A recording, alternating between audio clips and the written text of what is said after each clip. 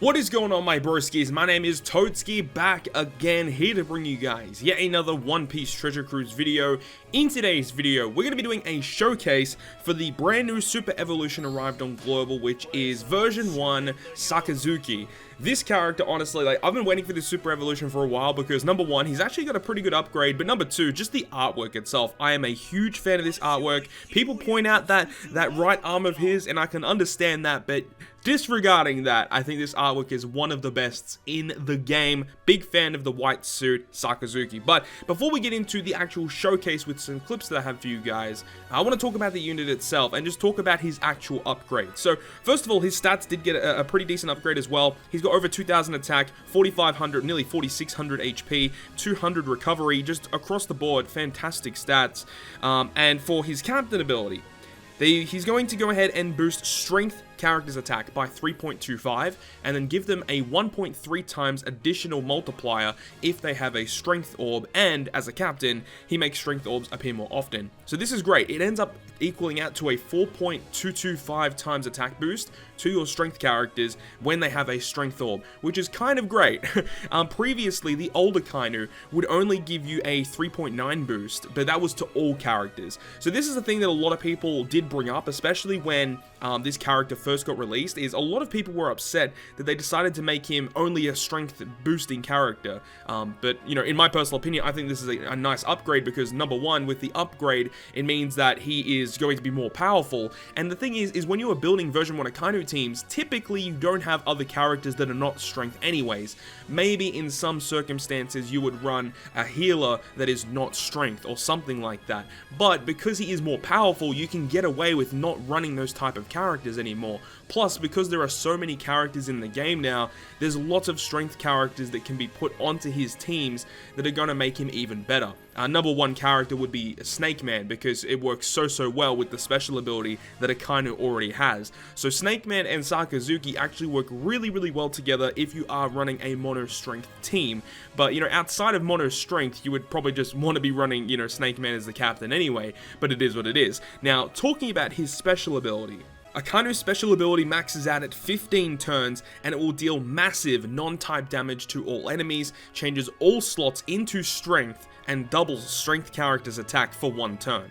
So the massive non-type damage, I believe it equals out to 120 times his attack, so fantastic AoE damage, and the fact that he gives you a full board of strength orbs works perfectly with his captain ability, so all of your strength characters will be guaranteed to get that buffed captain ability of a 4.225 attack boost, and on top of getting that, they get the 2 times attack for 1 turn as well. So I talk about this a lot, like great captains in the game are typically characters that have some crazy mechanic, or characters as a captain that can provide some massive buff to your team. So characters that can already give you a guaranteed full board of matching orbs, or characters that can give you a massive orb boost, or characters that are type boosters for your entire team are the most useful characters because it frees up so much extra space on your crew to run different characters. And you guys will be seeing that in the different clips in this video today.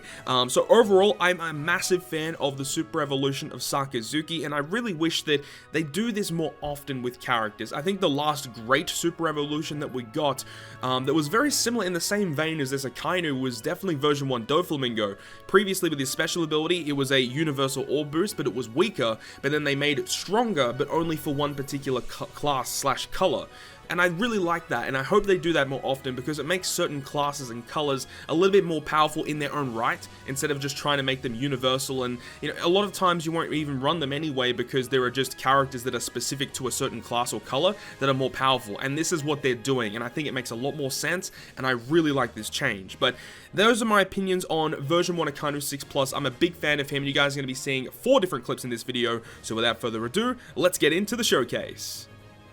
So starting off the showcase, we're up against Clash Ace. Now, Clash Ace is definitely one of the more difficult clashes to take on, and because of that, we are running the Dex Extra Colosseum Neptune, and that's one of the cool things about Akainu is, yes, his multiplier is extremely high. 4.225 is no joke with that Strength Orb, and because of that high multiplier, you can get away with running 1, 2, maybe even sometimes 3 characters that aren't even boosted on the Akainu team, just to get around the debuffs of the enemy. So it's kind of nice to have that kind of multiplier to be able to do that. Also, another character that we're using with this team is Snake Man. Snake Man we use a lot. Well, I don't use him for every single team, but Snake Man's very, very useful because he provides an orb boost for multiple turns, and you have 2 attack boost turns with double Akainu. So it just works really well with having Snake Man as a sub with double Akainu and stuff like that. But another character we are using here is actually the support Bartolomeo, which attaches to Snake Man because he provides the 50% damage reduction after you use a special ability on Luffy. So that actually helps here because Whitebeard does the end of turn damage or the death damage whenever you kill him. So it's really, really nice to have that actually available now on global. So that is actually why we're able to beat it with this team specifically. But the actual multiplier of Akainu is actually kind of crazy, I will admit. It is very, very strong, and we are using, you know, just a bunch of other random characters here, but mainly just showing off the pure damage output of Akainu, and it really, really makes a difference with this brand new Super Evolution buff. That special ability is so good, that guaranteed full board of Strength Orbs, even though in this situation here we can see that Ace gives us a full board of Strength Orbs anyway. That doesn't really matter, it's just the fact that the special ability already provides that, and you guys will be seeing that in the other clips as well. The other 2 raid bosses that we'll be taking on is going to be Fujitora as well as Raid Sabo. It's funny because I remember when Raid Sabo first came out, a lot of people were struggling to beat it, and I mean that's fair enough because on its release Sabo was definitely one of the more difficult raid bosses to take on, but nowadays I mean it's literally a joke. And the other character, as I said, Fujitora, again, that's another one that is kind of a joke now, especially if you just have that Dex Rare Recruit Smoker. It's not really a problem at all running the Dex Smoker to just get around the Captain Swap debuff that will get given to you on stage 5 against Fujitora. But there we go, that's the full rundown of Clash Ace with an Akainu team, and now we're moving on to Clash Sabo. I remember when Clash Sabo first came out, the stage 1 against Sabo was always a big problem for people, as you basically had to get RNG good luck on that first stage to get some matching orbs in order to get through that stage, and that was very, very annoying. And especially when you go into the Fujitora one, you guys are going to be seeing that as well. It can be quite a problem, and that's one of the things I noticed straight away, was the fact that with the Akainu team, you don't have much tankiness at all. With Akainu's captain ability, he does not provide any health boost, he does not provide any damage reduction, so you are just having your raw health, and that's it. I mean, you can definitely run damage reduction for, like sockets with Forbidden Tomes and stuff like that, so that is one way to kind of counteract that, but still, the 15% damage reduction that you get from sockets isn't really that crazy, considering like every other character and every other team can pretty much achieve that very simply now. So having the 15% damage reduction plus the other buffs that other captains give, that's definitely a big drawback to version 1 Akainu. So, I mean, it is what it is, but still, the main point of Akainu is to beat content with his pure damage output and his powerful special ability for your strength characters. So as you saw there, very, very easy against the Sabo raid boss, just utilizing Treasure Map Big Mom. Even though she provides all of those boosts and gives us G orbs, Akainu still gives us a full guaranteed full board of strength orbs, and that's very, very nice. But now we're on to Fujitora. Now again, this is one of those stage 1s where it can be kind of hit or miss, and you know, I thought we were actually going to die here, but luckily enough we did get some decent orbs and we were able to take that down. And then also another thing you have to bring on stage 3 of Fujitora is like a fixed damage dealer or a poisoner, which is why I brought the strength Garp. And with his limit break, he gets a lot of cooldown reduction, by the way. And once again, the Dex Smoker is going to be a very, very nice character here, as he's able to swap to the captain position and avoid the debuffs of Fujitora. Unfortunately, there weren't any Colosseums out as of me making this video. I really wanted to chuck in some Colosseum clips, but I wanted to get this video out to you guys as quick as possible. Unfortunately, Colosseum was not actually out today, but I do have a training forest video for you guys, which is against the Blackbeard Forest. That was actually kind of tricky to build a team for, because one of the big things with the Blackbeard Forest is to make sure you have a beneficial orb enabler, but I also wanted to bring a team that was like basically full strength characters to make sure I could get as much damage as possible against the enemies. So you guys are going to be seeing a team. It does utilize a friend Captain Snake Man just to get the beneficial orb enable, because Snake Man as a sub does not provide beneficial orb enable. There are a couple of other characters that I could have put on the team, such as like Rare Recruit, SgtSan, who could have definitely been put on the team, but that means I would have had to have removed some damage from my team, so I don't really know if that was probably the best option, but either way, the team did work very, very effectively, so you guys are going to be seeing that after we take on Fujitora. And the great thing about Akainu is that pure damage that you get from his special ability as well, because it is AoE damage. We only use Akainu's special ability on the final boss stage against Blackbeard, but the AoE damage is going to be useful for just other different stages as well, and I really, really like that they kept the high damage output that he can provide with his special ability.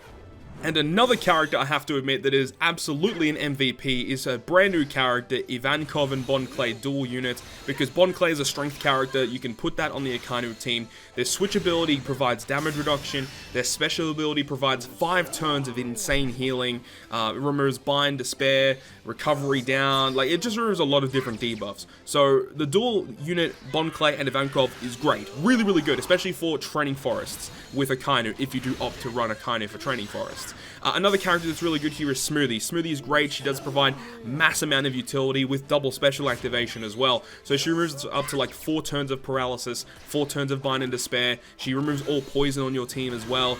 Even if I wasn't running the Smoothie to remove poison, I could definitely just run the Ivankov as a support ability on Snake Man, and that would also get around the poison against Magellan here on this stage of the training forest. Another thing I was thinking about with this team is the fact that on stage 19 you have the Blackbeard Pirates you have to deal with, but I remembered that you have to deal with stage 18 with Luffy and Ace, and you have to activate a lot of special abilities with Luffy and Ace to get around that specific stage.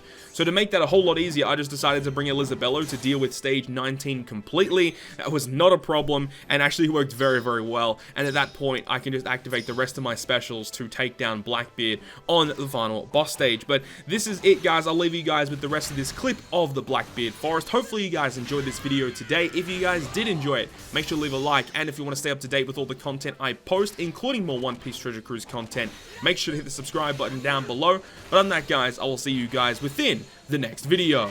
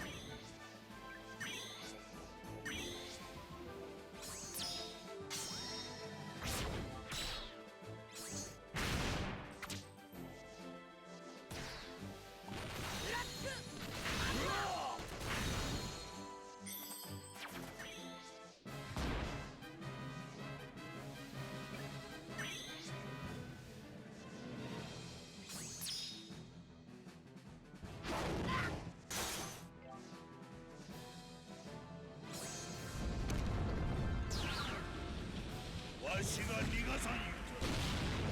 もう生きることは諦めんかい。